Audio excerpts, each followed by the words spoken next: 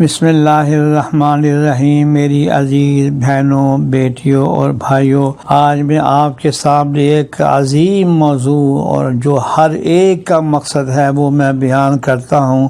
آج میرا عنوان یہ ہے کہ دل کا سکون کیسے نصیب ہوتا ہے۔ حضرت صلی اللہ علیہ وسلم نے فرمایا، جہاں کہیں اللہ کے بندے اللہ کا ذکر کرتے ہیں تو لازمی طور پر فرشتے ہر طرف سے ان کے ارد گرد جمع ہو جاتے ہیں اور ان کو گھیر لیتے ہیں۔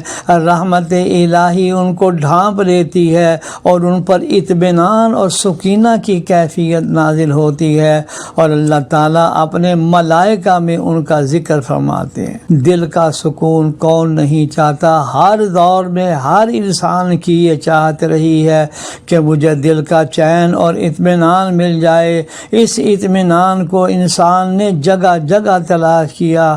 کسی نے مختلف رسالوں اور کتابوں کے پڑھنے میں سکون پایا، کسی نے سیر و تفریح کے مقامات میں جا کر اطمینان پایا، کسی نے باغات میں جا کر درختوں اور پودوں کے درمیان گھوم پھر کر اور پھولوں کے رنگ و بو میں سکون تلاش کیا، کسی نے کھیل کود اور جدید تفریحی آلات کے ذریعے سکون پانے کی کوشش کی۔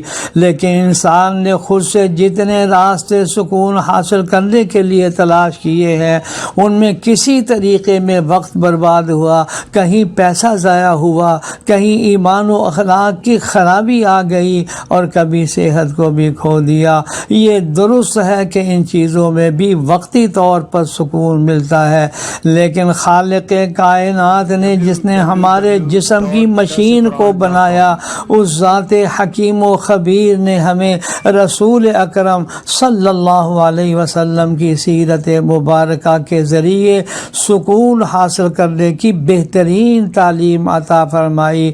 ارشاد الہیہ، الا بذکر اللہ تطمئن القلوب، لوگوں غور سے سنو، آگاہ ہو جاؤ، اللہ کی یاد سے دلوں کو اطمینان نصیب ہوتا ہے۔ اطمینان قلب ایک بہت بڑی نعمت ہے، اسے دولت سے نہیں خریدا جا سکتا۔ دنیا میں کوئی ایسی دکان نہیں ہے کہ جس میں جا کر آپ یہ کہیں کہ مجھے ایک چھٹانگ سکون دے دیا جائے۔ سکون ملے گا تو اللہ کے ذکر سے ملے گا، ورنہ یہ انسان ہمیشہ بے چین ہی رہے گا۔ حضرت صلی اللہ علیہ وسلم کو جب کبھی پریشانی آتی تو آپ فوراً نماز میں مشغول ہو جاتے۔ تیز آندھی آتی، آپ نماز کی طرف متوجہ ہو جاتے۔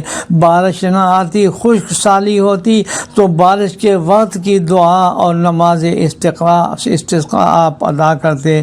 جب نبی کریم صلی اللہ علیہ وسلم کے گھر والوں پر کسی قسم کی تنگی اور پریشانی آتی، دل بے سکون ہوتا، تو آپ ان کو نماز کا حکم فرمایا کرتے تھے اور یہ آیت تلاوت فرماتے تھے، وَأْمُرْ أَهْلَكَ بِالصَّلَاةِ، یعنی آپ اپنے گھر والوں کو نماز کا حکم کرتے رہیے اور اس کی پابندی فرماتے رہیے۔ ہم آپ سے رزق کا مطالبہ تو نہیں کرتے، یعنی رزق دینے والا اللہ ہے اور اسی کی طرف رجوع کرنا چاہیے۔ میرے بہنوں، بھائیوں، بیٹیوں، اللہ کا ذکر یہ ہماری سکون کا بہترین ذریعہ ہے۔ اللہ ہمیں عمل کی توفیق عطا فرمائے۔